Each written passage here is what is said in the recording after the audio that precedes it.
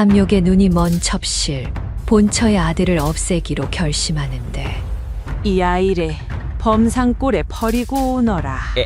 예, 알겠습니다요. 천둥번개가 억수같이 치는 날 하이는 아기를 버리러 가고 그 동굴은 바로 호랑이가 살고 있는 동굴이었고 하지만 호랑이는 아기를 잡아먹지 않는데 전기수야담을 찾아주셔서 감사합니다. 구독과 좋아요는 사랑입니다. 이야기 한 판 시작해 보겠습니다. 조선 중기 충청도 산골 마을에 김진사 댁이 있었습니다. 대대로 내려온 부잣집이었고 넓은 땅과 많은 하인을 거느렸으며 마을에서 가장 큰 기와집이었습니다. 김진사는 한양에서 벼슬을 했다가 낙향한 양반이었는데 본처 민씨와 금슬이 좋았고 자식이 없어 애태웠으며 3년을 기다린 끝에 민씨가 임신했을 때 온 집안이 기뻐했지요.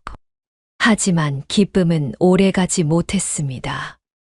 민씨가 만삭이 되었을 때 난산이 시작되었습니다.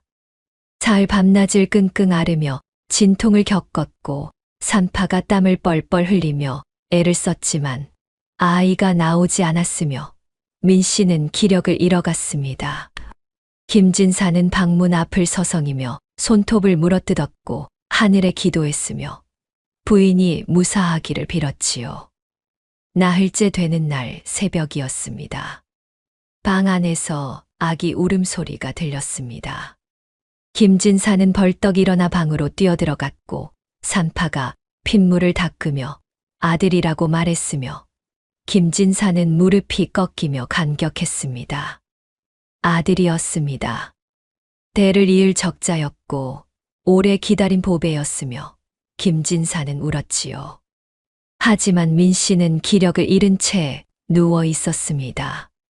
얼굴이 창백했고 입술이 파랗게 질려 있었으며 간신히 눈을 떠서 아기를 보았습니다. 김진사가 아이를 안아 보여주니 민씨는 떨리는 손으로 아기 볼을 쓰다듬었고 미소 지었으며 말했습니다. 서방님, 이름을 지어주세요. 민씨가 가느다란 목소리로 말했습니다. 김진사는 눈물을 닦으며 고개를 끄덕였고 아이의 이름을 이준이라 지었으며 민씨는 고맙다고 속삭였습니다. 일주일이 지났습니다. 민씨는 산후조리를 하며 누워 있었지만 회복되지 않았습니다. 출산의 고통이 너무 컸고 몸이 상한 것이 심했으며 약을 써도 소용없었습니다. 김진사는 한양에서 명의를 불러왔지만 명의는 고개를 저었고 손 쓸 방법이 없다고 말했으며 김진사는 절망했지요. 민씨가 마지막 힘을 짜내어 말했습니다. 서방님, 이준이를 잘 키워주세요. 민씨가 떨리는 목소리로 말했습니다. 김진사는 민씨의 손을 붙잡고 울었지만 민씨는 눈을 감았고 숨이 끊어졌으며 그렇게 세상을 떠났습니다. 김진사는 아내를 안고 통곡했고 집안은 상가가 되었으며 슬픔이 깊었습니다. 하지만 비극은 거기서 끝나지 않았습니다. 장례를 치르고 보름이 지났을 때 한양에서 급보가 날아왔습니다. 관아의 전령이 말해서 내려 문서를 내밀었고 왕명이라고 말했으며 김진사는 떨리는 손으로 펼쳤습니다. 중국 사신단 동지사로 떠나라는 명이었고 한 달 안에 출발해야 했으며 거부할 수 없었지요. 김진사는 머리를 감싸 쥐었습니다. 아내를 잃은 슬픔이 채 가시지도 않았고 핏덩이 아들은 이제 겨우 한 달이었으며 어떻게 떠날 수 있단 말입니까? 하지만 왕명을 거역하면 역적이 되었고 집안이 풍비박산 날 것이며 어쩔 수 없었습니다. 김진사는 유모를 불렀습니다. 집안에서 가장 믿을 만한 유모였고 오래 일한 사람이었으며 이준이를 안겨주었습니다. 김진사는 유모의 손을 잡고 당부했는데 목소리가 떨렸고 눈물이 흘렀으며 간절했지요.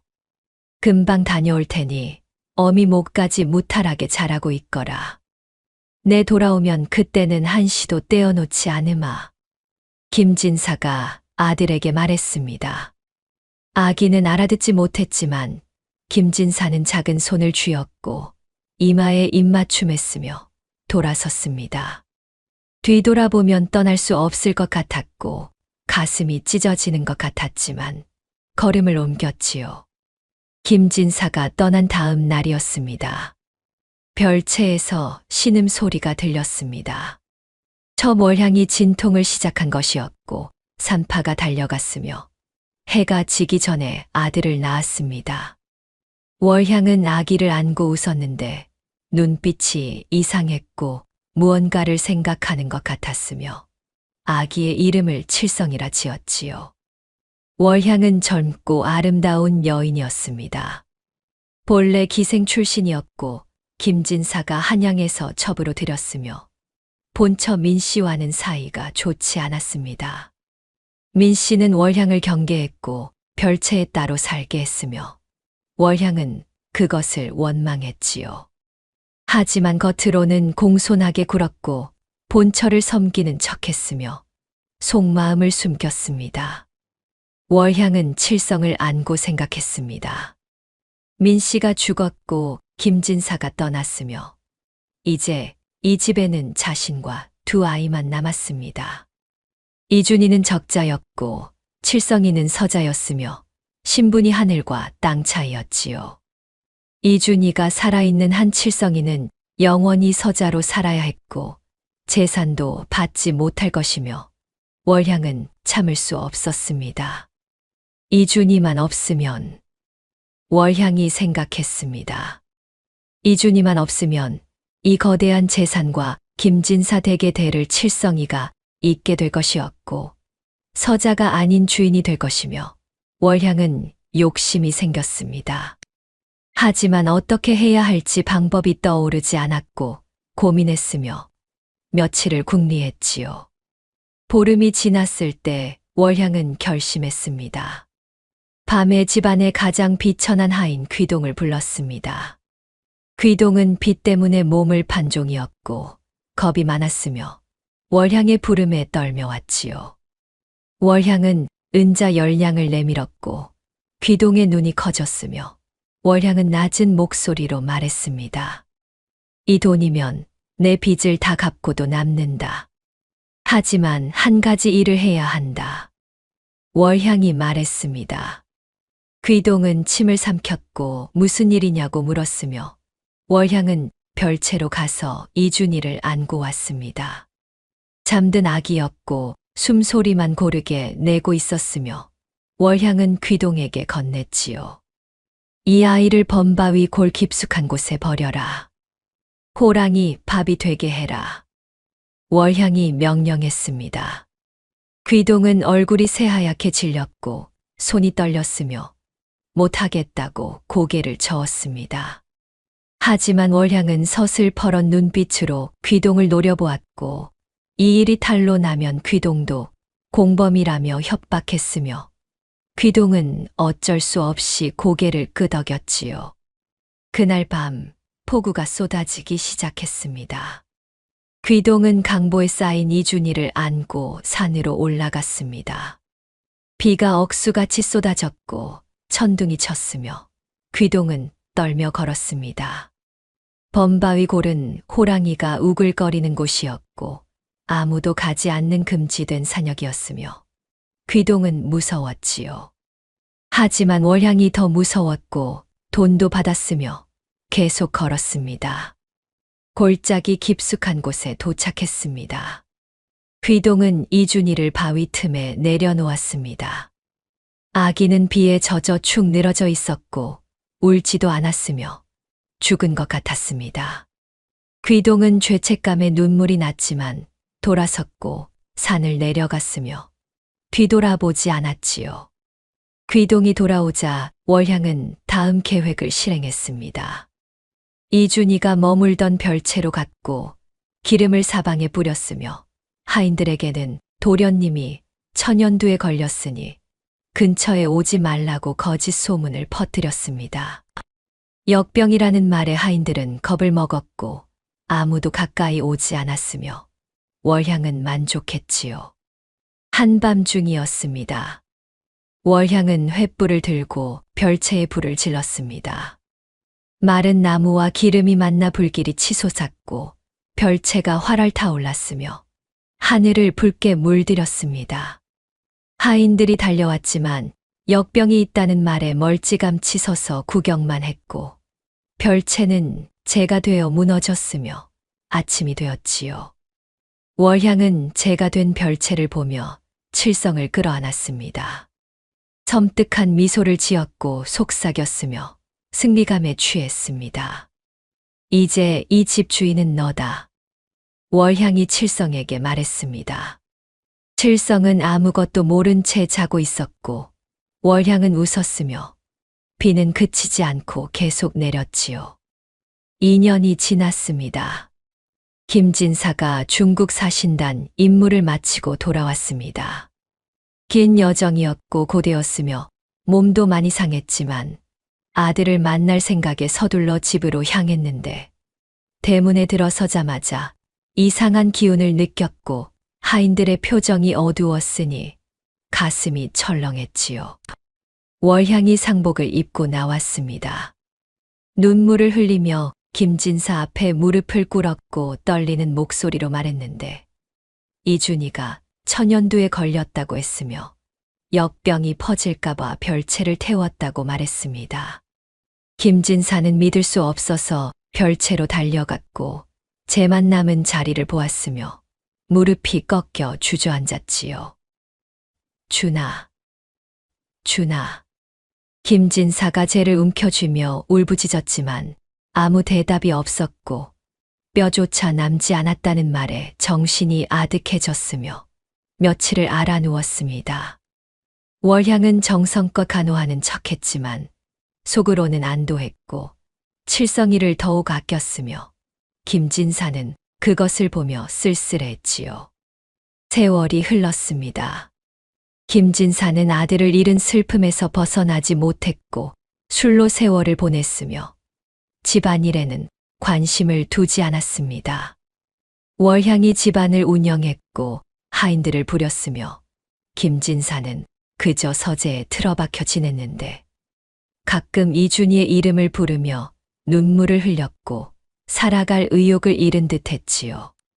한편 그 무렵 범바위 골에서는 다른 일이 벌어지고 있었습니다.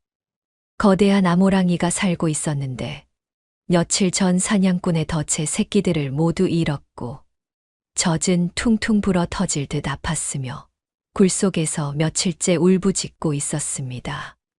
새끼를 잃은 슬픔이 깊었고 먹지도 못했으며 눈물만 흘리고 있었지요. 그날 밤 폭우가 쏟아지고 있었습니다. 호랑이는 굴 안에 웅크리고 앉아 있었는데 빗소리가 요란했고 천둥이 쳤으며 죽은 새끼들 생각에 잠을 이룰 수 없었습니다. 그때 이상한 소리가 들렸는데 가느다란 울음소리였고 호랑이는 귀를 쫑긋 세우고 고개를 들었으며 굴 밖을 보았지요. 이앙, 이앙. 울음소리는 계속되었고 멀지 않은 곳에서 들렸으며 호랑이는 일어나 굴 밖으로 나갔습니다. 비가 호랑이의 몸을 적셨지만 개의치 않았고 소리가 나는 쪽으로 걸어갔는데 바위 틈에서 무언가를 발견했으니 강보에 쌓인 핏덩이였고 온몸이 비에 젖어 파랗게 질려 있었으며 떨고 있었습니다. 귀동이 버리고 간 이준이었지요. 호랑이는 처음에 사냥감으로 보았습니다. 입을 벌렸고 이빨을 드러냈으며 다가갔지만 그때 이준이가 호랑이를 보고 울음을 멈췄고 작은 손을 뻗어 호랑이의 거친 털을 움켜쥐었으며 품으로 파고들려 했는데 엄마의 옷자락인 줄 알았던 것이었고 본능적으로 매달렸으니 호랑이는 멈칫했지요. 아기의 체온이 호랑이의 배에 닿았습니다. 따뜻했습니다. 죽은 새끼들의 온기가 떠올랐고 가슴이 먹먹해졌는데 호랑이의 눈빛이 변했고 살기가 사라졌으며 모성애가 솟아올랐으니 아기를 물어뜯으려던 이빨을 거두었지요. 호랑이는 조심스럽게 아기의 목덜미를 물었습니다. 새끼를 옮기듯 입에 힘을 주지 않았고 부드럽게 물었으며 굴로 데려갔는데 굴 안 마른 집 위에 아기를 내려놓고 자신의 몸으로 둥글게 감싸 안았으니 따뜻하게 해주었습니다. 아기는 울음을 그쳤고 호랑이의 배에 얼굴을 묻었으며 젖 냄새를 맡고 젖꼭지를 찾아 입을 벌렸지요. 호랑이는 가만히 있었고 아기가 젖을 물게 했으며 젖이 나오기 시작했습니다. 퉁퉁 불어 아팠던 배가 편안해졌고 아기는 열심히 빨았는데 호랑이는 새끼를 보살피듯 아기를 핥았고 그렇게 첫날 밤이 지나갔으며 비가 그쳤습니다. 며칠이 지나자 호랑이는 아기를 사랑하게 되었습니다. 죽은 새끼들의 빈자리를 아기가 채워주었고 외롭지 않았으며 정성껏 돌보았는데 사냥을 나갈 때도 아기를 입에 물고 다녔고 안전한 곳에 두었으며 돌아오면 젖을 먹였지요. 호랑이는 매일 밤 아기를 핥았는데 죽은 새끼들에게 했던 것처럼 온몸을 혀로 핥아주었고 깨끗하게 해주었으며 사랑을 표현했습니다. 하지만 문제가 있었습니다. 호랑이의 혀는 거칠었고 표면에 날카로운 돌기가 가득했으며 고기를 찢을 만큼 날카로웠는데 처음 핥았을 때 아기의 뺨에서 연한 살이 벗겨졌고 피가 배어 나왔으며 아기는 자지러지게 울었지요. 호랑이는 놀라 핥은 것을 멈췄지만 핥지 않으면 새끼를 돌보지 않는 것 같아 불안했고 다시 핥기 시작했으니 매일 밤 같은 일이 반복되었습니다. 호랑이가 아기를 핥으면 피가 났고 딱지가 앉았으며 다음 날 또 핥으면 딱지가 떨어지며 다시 피가 났습니다. 아기의 얼굴과 팔, 다리에 상처가 생겼고 아물지 못했으며 점점 흉터가 되어갔는데 아기는 따가워서 울었지만 추운 굴 속에서 유일한 온기는 호랑이뿐이었고 울다가도 다시 호랑이 배 밑으로 기어들어가 안겼지요. 한 달이 지나자 아기의 얼굴은 흉터투성이가 되었습니다. 뺨에 줄무늬 같은 자국이 선명했고 이마에도 상처가 있었으며 온몸이 거칠게 변해갔지만 호랑이는 그것이 자신의 혀 때문인 줄 몰랐고 그저 사랑으로 핥았으며 아기는 울면서도 견뎠지요. 어느 날 골짜기를 지나던 약초꾼 2명이 호랑이 굴 근처를 지나가다 이상한 광경을 목격했습니다. 호랑이가 핏덩이를 핥고 있었는데 아기였고 온몸이 피투성이었으며 호랑이의 거대한 혀가 아기를 훑고 지나갔고 아기는 비명을 질렀습니다. 약초꾼들은 숨이 막혀 나무 뒤에 숨었고 떨며 지켜보았는데 한 약초꾼이 떨리는 목소리로 속삭였지요. 저게 뭐야? 히익, 놈이 핏덩이를 바로 삼키지 않고 맛을 보고 있어. 약초꾼이 말하니 다른 약초꾼도 고개를 끄덕이며 떨었고 오해했습니다. 살을 연하게 해서 잡아먹으려는 수작이야. 괴물 같은 놈. 약초꾼들이 결론 내리고는 호랑이가 고개를 돌리자 달아났고 산을 내려가 마을의 소문을 퍼뜨렸는데 범바위 골에 식인 호랑이가 나타났다는 말은 삽시간에 퍼졌고 호랑이가 사람 아기를 천천히 핥아가며 맛본다는 말에 사람들은 공포에 떨었으며 괴담이 되었지요. 하지만 진실은 달랐습니다. 호랑이는 아기를 잡아먹으려 한 것이 아니었고 사랑했으며 보살폈는데 다만 그 사랑의 방식이 거칠었을 뿐이었고 아기에게 상처를 주고 있었지만 호랑이는 몰랐으니 그저 핥을 뿐이었지요. 아기는 자라고 있었습니다. 젖을 먹고 살이 올랐고 울음소리가 커졌으며 호랑이의 체온 속에서 따뜻하게 지냈는데 흉터는 늘어갔지만 죽지 않았고 살아남았으며 호랑이의 사랑 안에서 자라갔지요. 그렇게 2달이 지났고 3달이 지났으며 계절이 바뀌어 갔습니다.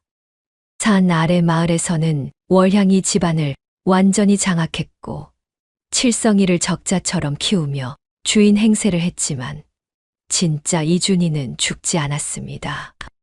범바위 골 깊은 곳에서 호랑이의 품에 안겨 살아 있었고 자라고 있었으며 흉터를 안고 있었는데 그 흉터는 호랑이의 사랑이었고 오해의 증거였으며 평생 지워지지 않을 것이었지요. 1년이 지나자 이준이는 걸음마를 시작했습니다. 호랑이 굴 안을 비틀비틀 걸어 다녔고 넘어지면 다시 일어났는데 호랑이는 지켜보며 흐뭇해했지만 아기의 얼굴은 흉터로 뒤덮여 있었고 여전히 매일 밤 혀로 핥아주고 있었지요. 그 무렵 산속 암자의 무명스님이라 불리는 이가 살고 있었습니다. 이름도 알려지지 않았고 10년 넘게 암자를 지키며 돌을 닦고 있었는데 산짐승들과 친했고 약초를 캐며 살았으며 가끔 마을에 내려가 시주를 받아왔지요. 어느 날 스님이 마을 주막에 갔을 때 사람들이 범바위 고래 식인 호랑이 이야기를 떠들고 있었습니다. 사람 아기를 천천히 핥아 먹는다는 소문이었고 약초꾼의 증언을 자세히 듣던 스님은 고개를 갸우뚱했는데 호랑이가 먹이를 핥아 먹는다는 것이 이상했고 무언가 오해가 있는 것 같았으니 범바위 골로 향했지요.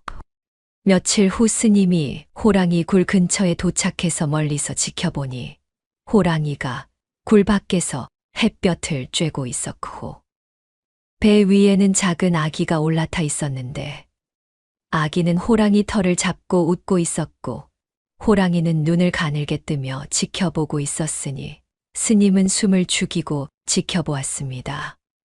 해가 지자 호랑이가 아기를 입에 물고 굴 안으로 들어갔습니다. 스님은 조심스럽게 다가가 굴 입구를 살폈고 안을 들여다보았는데 호랑이가 아기를 핥고 있었지만 아기는 울고 있었고 피가 배어 나왔으며 놀랍게도 호랑이의 눈에서 눈물이 흐르고 있었지요. 스님은 깨달았습니다. 저것은 잡아먹으려는 것이 아니라 돌보려는 것이로구나. 하지만 혀가 거칠어 아기를 다치게 하는구나. 스님이 생각하니 호랑이의 모성애였고 사랑이었지만 방법이 잘못되어 아기를 상처 입히고 있었으니 안타까웠습니다.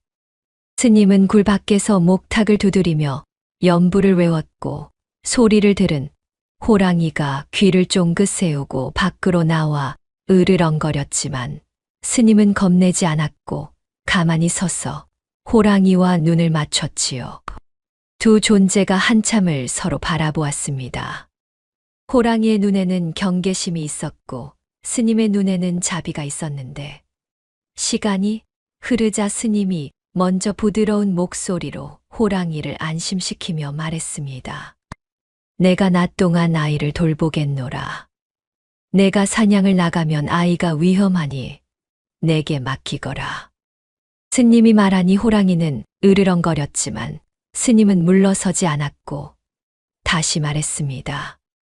나는 아이를 해치지 않겠노라. 다만 사람으로 키우고 싶구나. 스님의 말을 들은 호랑이는 잠시 생각하는 듯 했는데 영물이었기에 스님의 말을 알아들었고 진심을 느꼈으니 천천히 고개를 끄덕였지요. 스님은 굴 안으로 들어가 아기를 안아들었고 호랑이는 가만히 지켜보며 묵인했으니 이상한 양육이 시작되었습니다. 낮에는 스님이 아기를 돌보았습니다.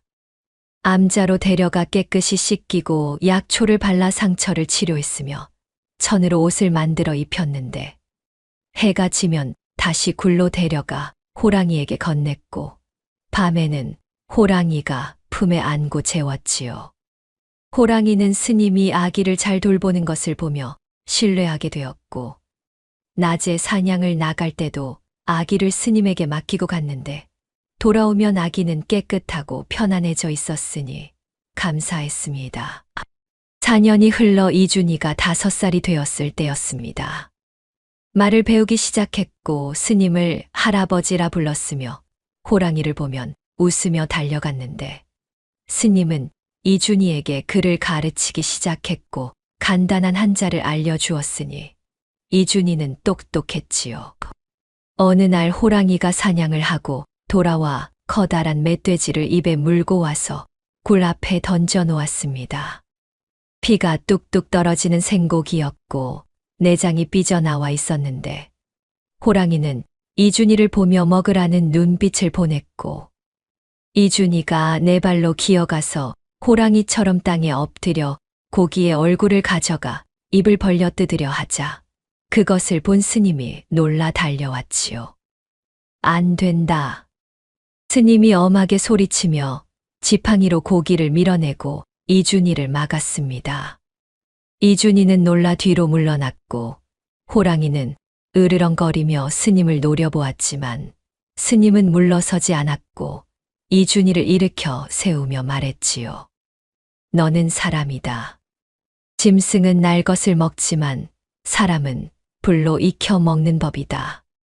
스님이 이준이에게 말하니 이준이는 이해하지 못했지만 단호한 목소리에 고개를 끄덕였고 스님은 부싯돌을 꺼내 불을 피우기 시작했습니다. 호랑이가 뒷걸음질 치며 불을 무서워하고 경계했지만 스님은 천천히 장작을 쌓아 불을 지피고 고기를 올려놓아 구우니 고소한 냄새가 퍼져나갔고 이준이의 눈이 커지며 군침을 삼켰지요. 스님이 구운 고기를 이준이에게 주자 이준이가 조심스럽게 한 입 빼어 물었고 눈이 반짝이며 맛있다는 표정을 지었는데 계속 배불리 먹고 웃는 모습을 멀리서 지켜보던 호랑이는 아들이 탈 없이 잘 먹는 것을 보고 불이 해롭지 않다는 것을 알았으니 조금씩 경계를 풀었습니다. 그날 이후 스님은 매번 고기를 구워주었고 이준이는 더 이상 생고기를 먹지 않고 사람처럼 불에 익힌 음식을 먹었는데 호랑이도 그것을 지켜보며 허락했으니 사람의 방식이었고 짐승과 다른 것이었지만 아들이 건강하다면 괜찮았지요. 며칠 후 스님이 호랑이에게 다가가서 또 이준이를 핥으려 하는 것을 보고 말렸습니다. 내 혀가 칼이다. 아이를 사랑하거든 핥지 말아라. 스님이 말하니 호랑이는 슬픈 눈빛을 보냈는데 핥은 것이 사랑 표현이었고 유일한 방법이었으니 그것을 하지 말라니 어떻게 사랑을 표현하란 말입니까? 하지만 스님의 말이 옳다는 것도 알았고 아들이 다친다는 것도 알았으니 괴로워했지요. 스님이 다시 말했습니다. 다른 방법이 있느니라. 내 머리로 아이를 부드럽게 밀어주거라. 그것으로도 사랑은 전해진다. 스님이 가르쳐주니 호랑이는 고개를 갸우뚱했지만 시도해보기로 했고 이준이에게 다가가 거대한 머리를 이준이 가슴에 가져다 대어 쿵 하고 부딪혔는데 이준이가 깔깔 웃으며 호랑이의 귀를 잡았고 호랑이는 코를 킁킁거리며 이준이 얼굴에 갖다 댔지요. 새로운 사랑의 방식이었습니다. 호랑이는 더 이상 혀로 핥지 않고 대신 머리를 이준이 가슴에 비비거나 이마를 맞대는 방식으로 애정을 표현했고 이준이는 그것을 좋아했으니 둘은 행복했습니다. 상처가 더 이상 늘지 않았고 흉터는 서서히 아물어갔지만 이미 생긴 흉터는 지워지지 않았지요. 세월이 흘러 이준이는 자랐습니다. 6살, 7살, 10살이 되었고 스님에게 글과 무예를 배웠으며 건강하게 자랐는데 낮에는 암자에서 공부하고 밤에는 호랑이 곁에서 잤으니 두 세계를 오가며 살았지요. 15살이 되었을 때 이준이는 건장한 소년으로 성장했습니다. 키가 크고 어깨가 넓었으며 산에서 자라 몸이 날렵했지만 얼굴에는 여전히 흉터가 있었고 선명했으니 사람들이 보면 놀랄만했지요. 호랑이는 늙어가고 있었는데 털에 흰 것이 섞였고 움직임이 느려졌으며 사냥도 예전만큼 잘하지 못했지만 여전히 이준이를 사랑했고 매일 밤 함께 자며 머리를 이준이 가슴에 비볐습니다. 이준이도 호랑이를 사랑했습니다. 말을 할 줄 알았지만 호랑이 앞에서는 말을 하지 않았고 그저 안아주고 쓰다듬어주며 함께 있었는데 호랑이가 엄마였고 가족이었으며 세상 전부였지요. 어느 날 저녁 스님이 이준이에게 말했습니다. 이제 내가 산을 내려갈 때가 되었구나. 스님이 말하니 이준이는 고개를 저었고 가지 않겠다고 했지만 스님은 한숨을 쉬었습니다. 내 본래 자리는 사람들 곁이니라. 언젠가는 내려가야 한다. 스님이 말했지만 이준이는 듣지 않았고 호랑이 곁으로 가서 안았는데 호랑이는 이준이를 감싸 안았고 따뜻했으니 이준이는 웃었지요. 그렇게 15년이 흘러 이준이는 어른이 되어가고 있었고 운명의 시간이 다가오고 있었습니다. 15년이 흘렀습니다. 산 아래 마을의 김진사 댁은 완전히 달라져 있었는데 김진사는 아들을 잃은 슬픔에 여전히 빠져 서재에만 틀어박혀 지냈고 집안은 월향이 운영했으며 하인들도 칠성이를 도련님이라 불렀지요. 칠성이는 15살이 되어 있었습니다. 어머니 월향을 닮아 잘생긴 얼굴이었지만 성격은 포악했고 하인들을 함부로 대했으며 마을 사람들도 두려워했는데 돈이 많았고 힘이 있었으니 아무도 칠성이를 말리지 못했고 칠성이는 그것을 즐겼지요. 어느 봄날이었습니다. 칠성이가 하인 5명을 이끌고 사냥을 나갔습니다. 활과 창을 들고 산으로 올라갔는데 마을 사람들이 위험하다고 말렸지만 칠성이는 코웃음을 치며 무시했고 범바위 골 쪽으로 향했으니 금지된 곳이었지만 개의치 않았습니다. 식인 호랑이가 어쩌고 하는 건 다 헛소문이야. 겁쟁이들이 지어낸 얘기지. 칠성이가 하인들에게 말하며 걸어갔습니다. 하인들은 불안해하며 뒤따랐지만 감히 거역하지 못했고 칠성이는 신이 나서 산을 올라갔는데 새를 보면 활을 쏘고 토끼를 보면 쫓아갔으니 재미로 하는 사냥이었지요. 1시즌쯤 올라갔을 때 칠성이가 멧돼지 새끼를 발견했습니다.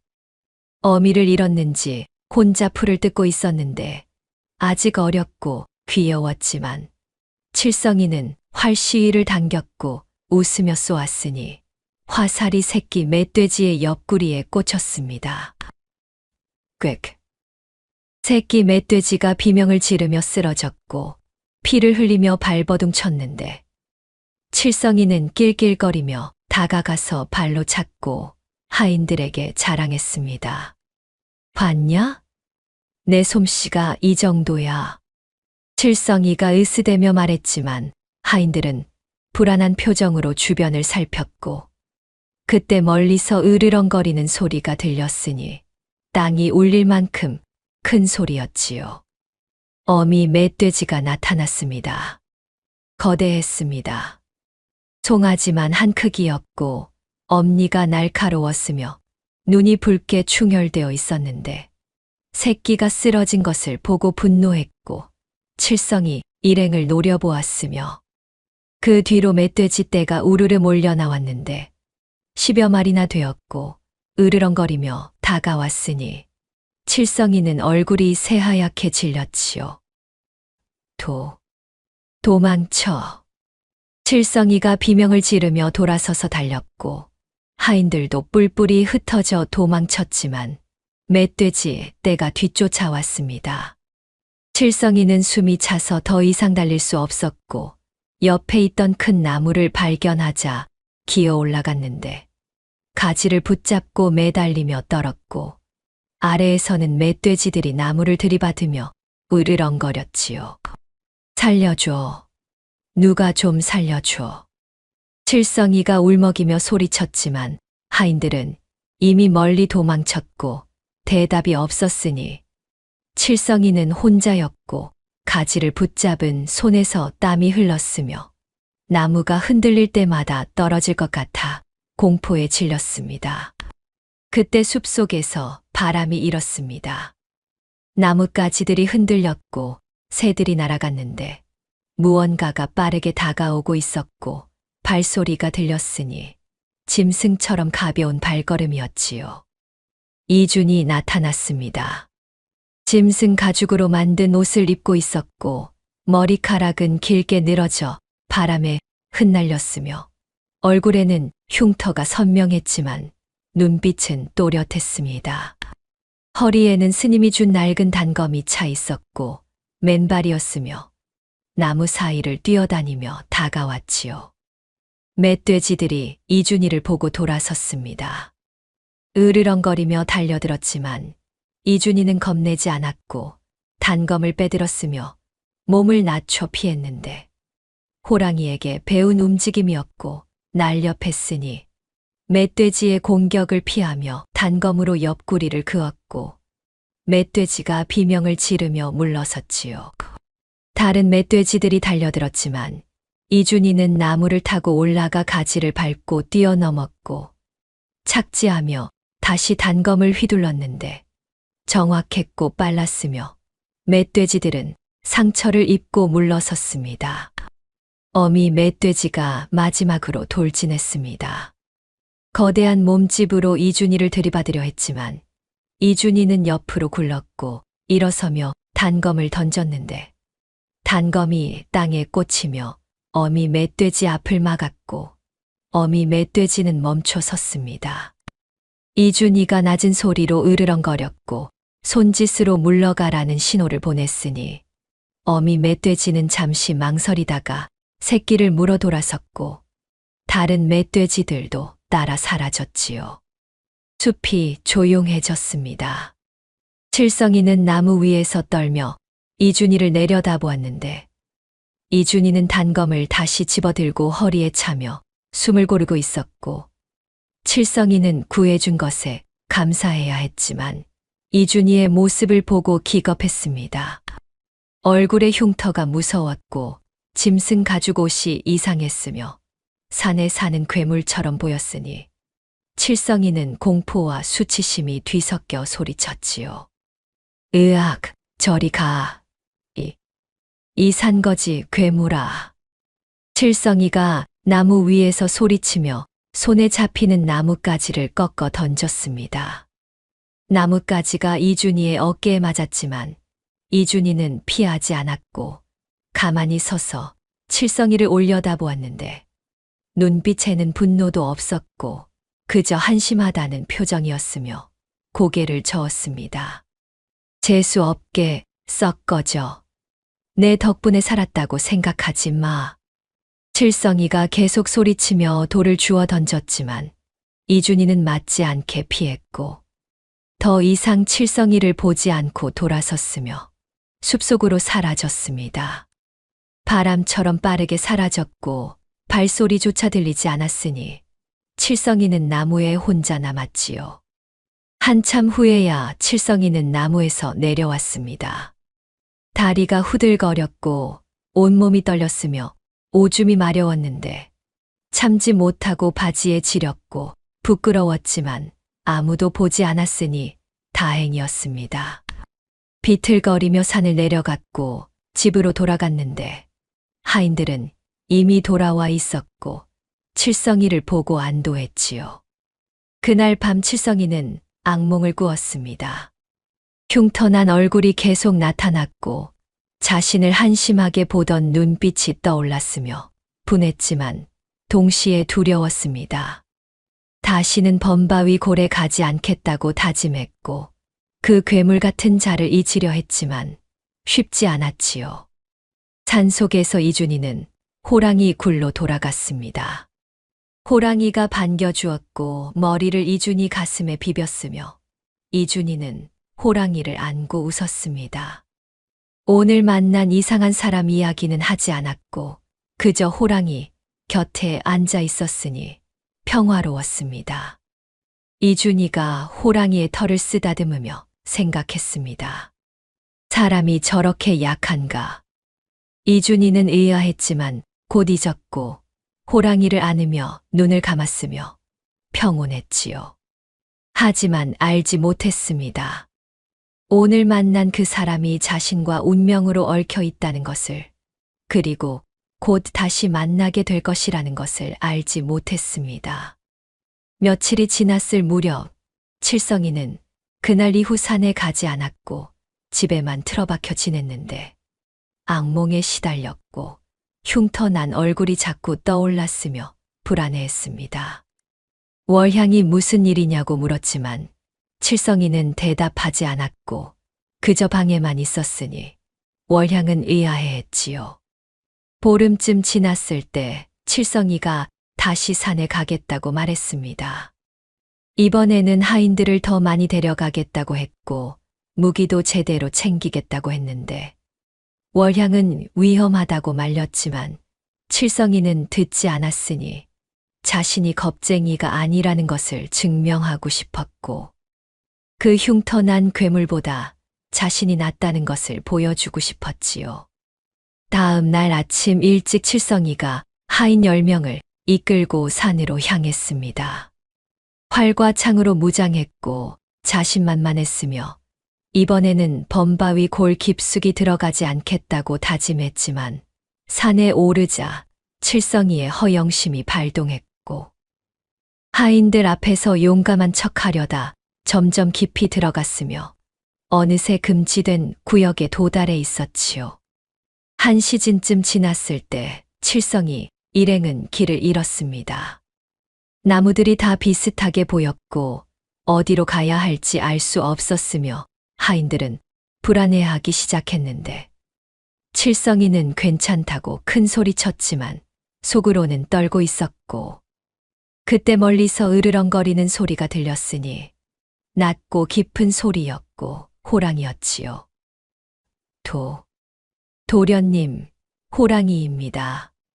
한 하인이 소리쳤고 다른 하인들도 겁을 먹어 뿔뿔이 흩어져 달아났습니다. 칠성이도 비명을 지르며 도망쳤는데 방향도 모르고 그저 앞만 보고 달렸고 나무 뿌리에 걸려 넘어졌으며 일어나려다 발목을 삐끗했으니 비명을 지르며 발목을 붙잡았고 일어설 수 없었지요. 기어가려 했지만 느렸고 뒤에서 으르렁거리는 소리가 가까워지고 있었는데 칠성이는 공포에 질려 울기 시작했고 큰 나무 밑으로 기어가 몸을 웅크렸으며 떨고 있었습니다. 그날 저녁이 되어도 칠성이가 돌아오지 않았습니다.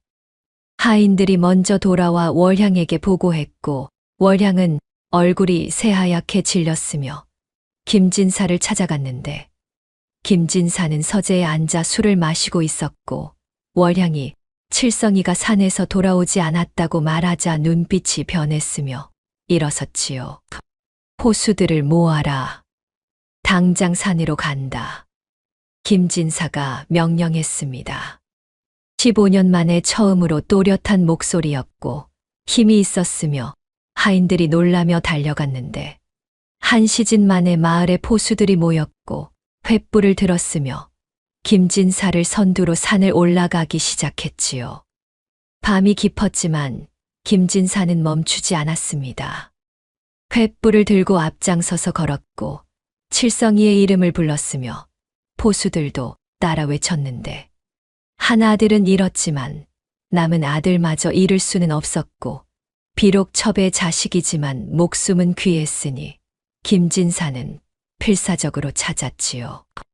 범바위 골 입구쯤 왔을 때 희미한 신음소리가 들렸습니다. 김진사가 횃불을 들어 살폈고 큰 나무 밑에서 떨고 있는 칠성이를 발견했으며 달려갔는데 칠성이는 기절 직전이었고 얼굴이 창백했으며 김진사를 보고 울음을 터뜨렸지요. 아버님, 살려주세요. 칠성이가 울먹이며 말했습니다. 김진사는 칠성이를 일으켜 안았고 포수들에게 데리고 내려가라고 했으며 포수 둘이 칠성이를 부축해 내려갔습니다. 김진사가 주변을 살피는데 조금 떨어진 곳에 누군가 서 있었습니다. 횃불을 들어 비췄고 사람이었으며 짐승 가죽 옷을 입고 있었는데 머리카락이 길게 늘어져 있었고 얼굴에는 흉터가 있었지만 눈빛은 맑았으니 김진사는 이준희인 줄 모르고 다가갔으며 왠지 모를 이끌림을 느꼈지요. 고맙다, 얘야. 내 아들을 지켜주었구나. 김진사가 말했습니다. 이준희는 대답하지 않았고 가만히 서 있었으며 김진사는 계속 말했습니다.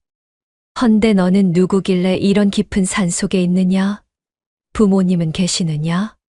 김진사가 물었습니다. 이준희는 아무 말 없이 손가락으로 산 정상을 가리켰는데 호랑이 굴 방향이었고 김진사는 고개를 갸우뚱했으며 그때 이준희가 품속에서 무언가를 꺼내 김진사 앞에 내밀었으니 낡고 손때 묻은 은장도 놀이개였지요. 김진사는 숨이 멎었습니다. 손이 떨렸고 놀이개를 받아들었으며 횃불빛에 비춰보았는데 은으로 만든 장도였고 놀이개 술이 달려 있었으며 표면에 일편단심 4글자가 새겨져 있었고 그 아래 김진사 가문의 문양이 있었으니 김진사의 손이 심하게 떨렸지요. 이것은 김진사가 본래 날 본처 민씨에게 건넸던 정표였습니다. 민씨가 평생 간직했고 아들 이준희를 낳았을 때 강보에 넣어두었으며 이준희와 함께 불에 탔다고 믿었던 것이었는데 지금 이 놀이개가 김진사의 손에 있었고 이 산속 청년이 가지고 있었으니 김진사는 믿을 수 없었지요. 이건 내가 부인에게 준 것인데 김진사가 떨리는 목소리로 말했습니다. 이준희를 보았고 흉터난 얼굴을 자세히 보았으며 눈빛을 보았는데 민씨의 눈빛이었고 자신의 코였으며 김진사의 가슴이 뛰기 시작했지요. 내가 준이냐? 죽었다던 내 아들이 살아 있었던 게냐? 김진사가 목이 메어 물었습니다. 이준희는 대답하지 않았지만 눈빛이 흔들렸고 김진사는 놀이개를 꽉 쥐며 말을 이었습니다. 나는 내 아버지다. 이 놀이개는 내 어미께서 내 강보에 넣어주신 것이다. 15년 전 너를 잃었다. 죽었다고 믿었다. 김진사가 떨리는 목소리로 말했습니다. 아버지의 존재를 모르고 있었던 이준희는 혼란스러운 표정을 지었습니다. 아버지. 이준희가 스님에게 배운 적은 있었지만 자신에게 아버지가 있다는 것은 몰랐고 엄마는 호랑이였으며 이 사람이 자신의 아버지라는 것이 믿기지 않았지요. 하지만 김진사의 눈에서 흐르는 눈물이 진심이었고 목소리가 떨리고 있었으며 무언가가 가슴 속에서 울렸습니다. 김진사가 떨리는 손을 뻗어 이준희의 흉터 난 뺨을 만졌습니다. 이준희는 피하지 않았고 가만히 얼굴을 기댔으며 그 순간 김진사는 확신했지요. 아들이었고 살아있었으며 15년 동안 이 산속에서 자라고 있었습니다. 김진사가 이준희를 끌어안았습니다. 준아, 내가 살아있었구나. 아비가 미안하다. 김진사가 목 놓아 울었습니다. 이준희는 처음에는 굳어 있었습니다.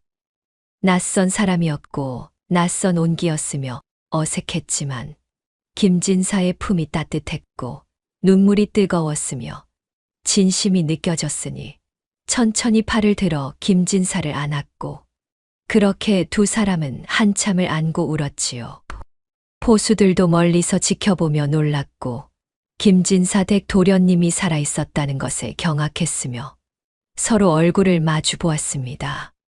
김진사가 이준희를 놓고 얼굴을 보았습니다. 이제 집으로 가자. 아비가 데려가마. 김진사가 말했지만 이준희는 고개를 저었고 다시 산 정상을 가리켰으며 가지 않겠다는 듯이 물러섰습니다.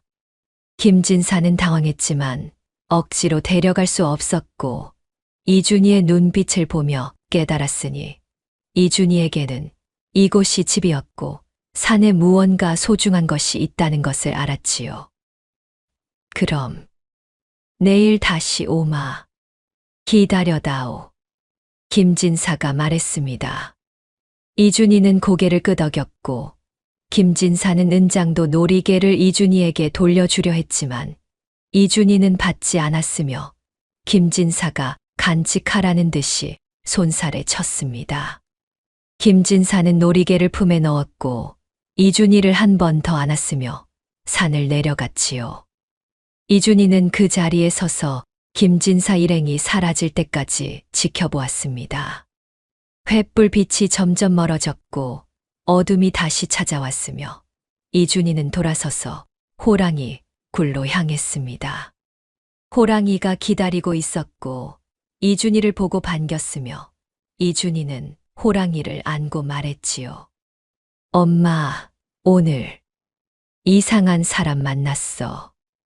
아버지래. 이준희가 말했습니다. 호랑이는 이준희를 보며 코를 킁킁거렸고 이준희는 호랑이 곁에 누워 하늘을 보았으며 별이 총총히 떠 있었습니다. 다음 날 아침 일찍 김진사가 다시 산으로 올라갔습니다. 이번에는 혼자였고 무기도 들지 않았으며 이준희를 데려오기 위해서였는데 범바위 골 입구에 도착하자 이준희가 기다리고 있었고 김진사는 반가워 손을 흔들었으며 이준희도 천천히 다가왔지요. 준아, 집으로 가자. 아비가 좋은 옷을 입혀주고 맛있는 음식을 먹이마. 김진사가 말했습니다. 이준희는 고개를 갸우뚱했지만 김진사의 손을 잡았고 둘은 산을 내려가기 시작했는데 이준희는 자꾸 뒤를 돌아보았고 발걸음이 무거웠으며 호랑이 곁을 떠나는 것이 불안했지요. 한편 산 아래에서는 월향이 술을 쓰고 있었습니다. 칠성이가 산에서 돌아온 후 이상한 말을 했는데 흉터난 괴물을 봤다고 했고 어젯밤 김진사가 산에서 아들을 찾았다며 기뻐하는 것을 보았으며 불길한 예감이 들었습니다. 15년 전 죽였던 이준희가 살아 돌아온다면 모든 것이 끝날 것이었고 칠성이는 서자로 전락할 것이며 자신도 벌을 받을 것이었으니 월향은 결심했지요. 월향은 거금을 들고 마을 밖 주막으로 향했습니다. 그곳에는 차코갑사라 불리는 사냥꾼 무리가 머물고 있었는데 돈만 받으면 무엇이든 했고 호랑이 사냥에 능했으며 냉혹했습니다. 월향은 우두머리를 만나 은자 100냥을 내밀었고 우두머리에 눈이 반짝였으며 월향은 낮은 목소리로 말했지요. 범바위 골에 있는 것들을 모두 죽여라. 보이는 즉시 사살하라. 월향이 명령했습니다. 우두머리는 고개를 끄덕였고 더 이상 묻지 않았으며 부하들을 불러 모았습니다. 15명의 차코갑사들이 활과 창으로 무장했고 날이 밝기 전에 산으로 올라갔으며 숲속에 숨어 기다렸지요. 산 중턱쯤 왔을 때였습니다. 김진사와 이준희가 걸어 내려오고 있었는데 김진사는 이준희의 손을 잡고 웃으며 이야기하고 있었고 이준희도 가끔 고개를 끄덕이며 듣고 있었으며 평화로웠습니다. 갑자기 주변 숲에서 사람들이 튀어나왔습니다. 차코갑사들이었고 활을 겨누고 있었으며 김진사와 이준희를 포위했는데 김진사는 놀라 손을 들었고 소리쳤지요. 무슨 짓이냐? 나는 김진사요. 김진사가 외쳤지만 사냥꾼들은 대답하지 않았고 그저 활 시위를 당겼으며 조준했습니다. 이 아이는 내 아들이다. 듣지 못했느냐? 김진사가 다시 외쳤지만 사냥꾼들은 표정 하나 변하지 않았고 말없이 화를 겨누고 있었으며 우두머리가 손을 들어 신호를 보냈습니다. 김진사는 경악했고 이준희를 끌어안았으며 뒤로 물러섰지요. 피용. 화살이 날아왔습니다. 김진사가 이준희를 끌어안고 눈을 감았지만 화살은 맞지 않았고 대신 엄청난 굉음이 들렸으며 땅이 흔들렸습니다. 으어. 호랑이의 포효였습니다. 김진사가 눈을 뜨자 거대한 호랑이가 산 위에서 바람처럼 뛰어내려와 이준희 앞을 막아서고 있었고 날아오던 화살이 호랑이의 옆구리에 꽂혀 있었으며 호랑이는 신음도 하지 않고 이준희를 감싸고 있었지요. 엄마. 이준희가 외쳤습니다. 처음으로 호랑이 앞에서 사람의 말을 했고 목소리가 떨렸으며 호랑이를 안으려 했지만 호랑이는 이준희를 뒤로 밀었고 사냥꾼들을 향해 돌아섰으며 몸을 크게 펼쳐 방패가 되었습니다. 우두머리가 손을 내렸습니다. 화살이 비처럼 쏟아졌고 호랑이의 등에 꽂혔으며 퍽퍽 푹 하는 둔탁한 소리가 계속되었습니다. 호랑이는 웅크리고 앉아 넓은 등과 배로 이준희를 감쌌고 사냥꾼들을 공격하지 않았는데 공격하면 이준희가 다칠까봐 그저 버티고 있었으니 화살을 계속 맞으면서도 움직이지 않았지요. 호랑이의 몸이 떨렸습니다. 고통에 온몸을 떨었지만 비명 한 번 지르지 않았고 이준희를 보며 눈빛으로 괜찮다고 말하고 있었으며 등에 화살이 수십 개 꽂혔는데 고슴도치처럼 되어갔고 피가 흘러내렸지만 여전히 이준희를 감싸고 있었지요. 그만 쏘시오. 김진사가 절규했지만 사냥꾼들은 듣지 않았고 말없이 활시위를 당겼으며 화살이 계속 날아왔습니다. 호랑이는 서서히 힘을 잃어갔고 숨이 가빠졌으며 다리가 후들거렸지요. 마지막 화살이 호랑이의 목에 꽂혔습니다. 호랑이가 피를 토했고 몸이 심하게 흔들렸으며 더 이상 버틸 수 없어 옆으로 쓰러졌는데 쿵 하는 소리와 함께 땅에 쓰러졌고 숨이 가빠졌으며 흐려지는 눈으로 이준희를 보았지요. 엄마. 이준희가 울부짖으며 호랑이에게 기어갔습니다. 호랑이의 피 묻은 얼굴을 부여잡았고 눈물이 쏟아졌으며 처음으로 인간의 말로 감정을 쏟아냈는데 목소리가 갈라졌고 온몸이 떨렸으니 절규했지요. 엄마, 눈 좀 떠봐. 엄마, 이준희가 외쳤습니다. 호랑이는 흐려지는 눈으로 이준희를 보았고 마지막 힘을 다해 머리를 들어 올렸으며 평소처럼 이준희 가슴에 쿵 하고 비비려 했지만 힘이 없었습니다. 툭 하고 머리가 이준희 가슴에 떨어졌고 무겁게 가라앉았으며 눈이 감겼지요. 엄마, 일어나. 나 안 아파. 이제 핥아도 안 아파. 이준희가 울부짖었습니다. 호랑이의 혀를 꺼내 자신의 뺨에 비볐고 눈물을 흘리며 계속 외쳤으며 짐승처럼 울부짖었는데 목소리가 산을 울렸고 나무들이 흔들렸으니 슬픔이 가득했지요. 제발 눈 좀 떠. 엄마. 이준희가 절규했지만 호랑이는 대답하지 않았고 숨이 끊어졌으며 차갑게 식어갔습니다. 김진사는 그 광경을 보며 무릎을 꿇었습니다.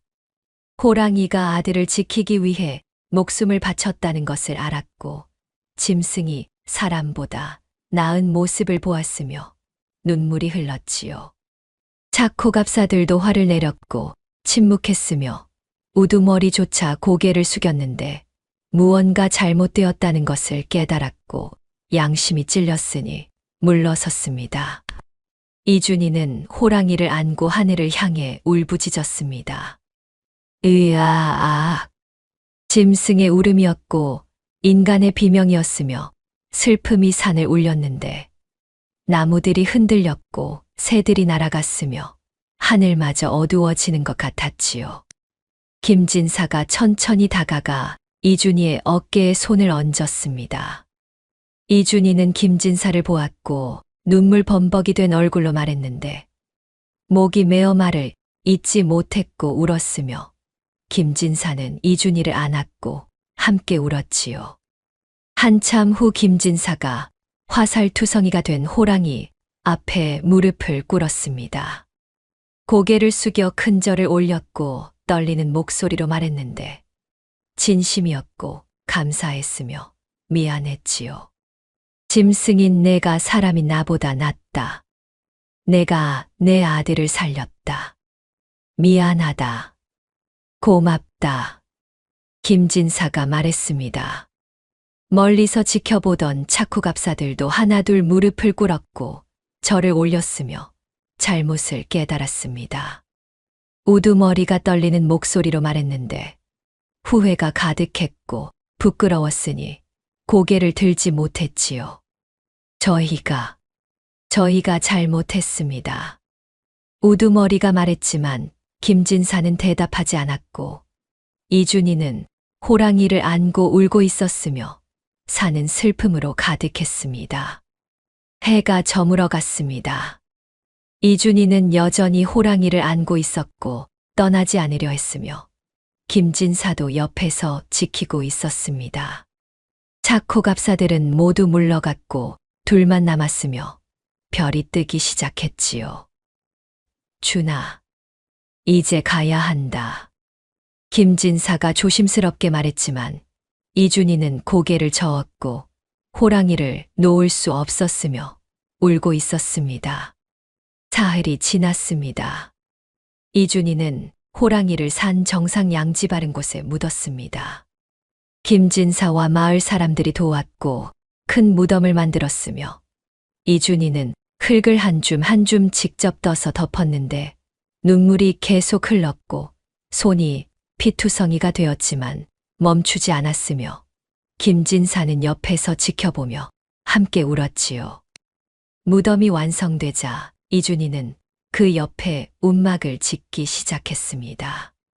나무를 베어 기둥을 세웠고 지프로 지붕을 엮었으며 겨우 사람 하나 누울 만한 작은 움막이었습니다. 김진사가 집으로 가자고 말했지만 이준희는 고개를 저었고 여기 남겠다고 했으며 김진사는 더 이상 말리지 않았지요. 그럼 3년 후에 데리러 오마. 그때는 꼭 함께 가야 한다. 김진사가 말했습니다. 이준희는 고개를 끄덕였고 김진사는 이준희를 안았으며 산을 내려갔습니다. 혼자 남은 이준희는 움막 안에 앉아 무덤을 보았고 밤이 되자 무덤을 안고 잤으며 매일 그렇게 지냈지요. 어머니, 추위 많이 타시잖아. 제가 안아드려야 해요. 이준희가 무덤에 대고 중얼거렸습니다. 한편 산 아래에서는 무명 스님이 나타났습니다. 김진사 댁으로 찾아왔고 이준희의 소식을 들었으며 진실을 밝히러 왔습니다. 스님은 김진사를 만나 15년 전의 일을 증언했는데 밤에 하인이 아기를 버리는 것을 목격했다고 말했고 그 하인이 귀동이라고 했으며 김진사는 경악했지요. 김진사는 즉시 귀동을 잡아들였습니다. 포졸들이 귀동의 집을 뒤졌고 귀동을 끌고 왔으며 귀동은 벌벌 떨고 있었습니다. 김진사가 스님과 함께 추궁하자 귀동은 버티지 못했고 무릎을 꿇었으며 모든 것을 자백했지요. 마님께서 시키셨습니다. 도련님을 산에 버리라고. 은자 10냥을 주셨습니다. 귀동이 울먹이며 말했습니다. 김진사는 주먹을 쥐었고 온몸이 떨렸으며 월향을 불러들였습니다. 월향은 태연한 척했지만 얼굴이 창백했고 귀동을 보고 눈빛이 흔들렸으며 김진사가 소리쳤지요. 이게 사실이냐? 내가 내 아들을 죽이려 했단 말이냐? 김진사가 울부짖었습니다. 월향은 입술을 깨물었고 대답하지 않았지만 침묵이 곧 자백이었습니다. 김진사는 월향을 보며 절망했고 믿었던 사람에게 배신당한 슬픔에 무너졌으며 관아에 고발했지요. 관아에서는 월향을 잡아들였고 신문했으며 모든 진실이 밝혀졌습니다. 유기와 방화, 살인 교사까지 죄목이 쌓였고 월향은 귀양형을 받았으며 길을 떠나야 했습니다. 귀양길에 오른 지 사흘째 되는 날이었습니다.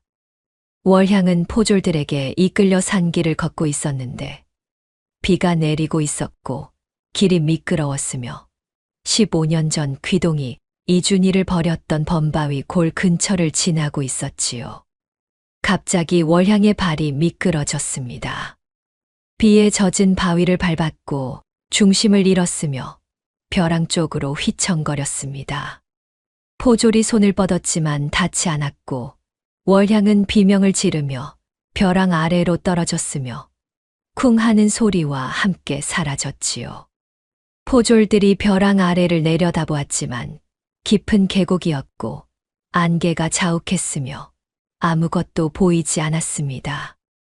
월향은 그렇게 목숨을 잃었고 인과응보를 받았으며 시신조차 찾을 수 없었지요. 세월이 흘렀습니다. 3년이 지나자 김진사가 다시 산에 올라왔습니다. 이준희는 움막에서 나와 김진사를 맞았는데 키가 더 크고 어깨가 넓어져 있었으며 얼굴에는 수염이 자라 있었습니다. 하지만 여전히 흉터가 있었고 눈빛은 맑았지요. 준아, 이제 내려가자. 약속했지 않느냐. 김진사가 말했습니다. 이준희는 고개를 끄덕였고 무덤 앞에 무릎을 꿇었으며 마지막 인사를 했습니다. 어머니, 저 이제 내려갑니다. 하지만 잊지 않을게요. 매년 찾아올게요. 이준희가 무덤에 대고 말했습니다. 무덤 앞에 이마를 대고 한참을 있었고 일어났으며 김진사를 따라 산을 내려갔습니다. 뒤돌아보지 않았지만 가슴 속에는 호랑이가 살아 있었고 평생 함께할 것이었지요. 집으로 돌아온 이준희는 새로운 삶을 시작했습니다. 김진사가 스승을 불러 글과 무예를 가르쳤고 이준희는 열심히 배웠으며 뛰어난 재능을 보였습니다. 특히 무예가 뛰어났는데 호랑이에게 배운 민첩함이 있었고 산에서 키운 힘이 있었으니 누구도 당해낼 수 없었지요. 5년이 지나자 이준희는 무과에 응시했습니다. 시험장에서 활쏘기와 창 던지기, 말타기를 했는데 모두 만점을 받았고 장원 급제했으며 임금께서 직접 불러 상을 내렸습니다. 이준희는 무관이 되었고 변방으로 나가 오랑캐와 싸웠으며 용맹했지요. 10년이 더 지나자 이준희는 장수가 되었습니다. 큰 전투에서 공을 세웠고 적장을 사로잡았으며 나라를 지켰습니다. 임금께서 크게 치하하셨고 높은 벼슬을 내렸으며 이준희는 고향으로 돌아와 백성들을 다스렸지요. 이준희는 평생 얼굴의 흉터를 가리지 않았습니다. 사람들이 처음 보면 놀랐고 흉터에 대해 물었지만 이준희는 부끄러워하지 않았고 오히려 자랑스럽게 말했으며 덤덤하면서도 따뜻한 목소리였지요. 나를 낳아준 어머니는 비단 같았고 나를 키워준 어머니는 거친 털을 가졌으나 두 분 다 나에게는 생명을 주신 어머니셨소. 이 흉터는 그 거친 사랑의 증표요. 이준희가 말했습니다. 사람들은 그 이야기를 듣고 감동했고 눈물을 흘렸으며 이준희를 존경했습니다. 이준희의 이야기는 입에서 입으로 전해졌고 책에 기록되었으며 오래도록 회자되었지요. 매년 봄이 되면 이준희는 산에 올랐습니다. 호랑이 무덤을 찾아가 수를 따르고 절을 했으며 그해 있었던 일들을 말했습니다. 무덤은 여전히 그 자리에 있었고 풀이 무성하게 자라 있었으며 평화로웠지요. 어느 해 봄날이었습니다. 이준이는 50살이 되어 있었습니다. 머리에 흰 것이 섞였고 얼굴에 주름이 생겼지만 여전히 건강했고 흉터는 선명했으며 산에 올라 무덤을 찾아갔습니다. 어머니, 올해도 왔습니다. 저 잘 지내고 있습니다. 이준이가 무덤 앞에서 말했습니다. 술을 따르고 절을 했으며 한참을 앉아 있었습니다. 이준이는 천천히 손을 들어 자신의 얼굴 흉터를 쓰다듬었는데 거친 살결이 손끝에 느껴졌고 세월이 흘러도 여전히 선명했으며 눈물이 흘렀지요. 이 상처들이 어머니의 사랑이었습니다. 이준이가 떨리는 목소리로 말했습니다. 눈물이 흉터를 타고 흘러내렸고 턱에서 떨어졌으며 이준이는 무덤 앞으로 몸을 낮추고 이마를 땅에 댔습니다. 무의식적으로 무덤에 얼굴을 비비려 했는데 옛날 호랑이가 자신에게 했던 것처럼 쿵 하고 부딪히려 했지만 문득 멈췄습니다. 자신이 지금 호랑이를 따라하고 있다는 것을 깨달았습니다. 15년을 함께 지낸 습관이었고 몸에 밴 사랑의 표현이었으며 세월이 지나도 잊히지 않는 것이었습니다. 이준이는 이마를 무덤에 댄 채 울음을 터뜨렸고 어깨가 떨렸으며 소리 없이 울었지요. 한참을 울고 나서 이준이가 고개를 들었습니다. 바람이 불어왔고 나뭇가지들이 흔들렸으며 하나가 꺾여 날아와 이준이의 어깨를 쿵 하고 쳤습니다. 이준이는 깜짝 놀라 어깨를 만졌습니다. 옛날 호랑이가 머리를 부딪히던 것과 똑같은 느낌이었고 이준이는 하늘을 보았으며 미소 지었습니다. 어머니, 거기 계시는구나. 이준이가 하늘을 향해 말했습니다. 구름이 천천히 흘러가고 있었고 햇살이 따뜻했으며 이준이는 무덤을 쓰다듬었습니다. 눈물이 흘렀지만 슬프지 않았고 그리웠으며 감사했지요. 고마웠습니다, 어머니.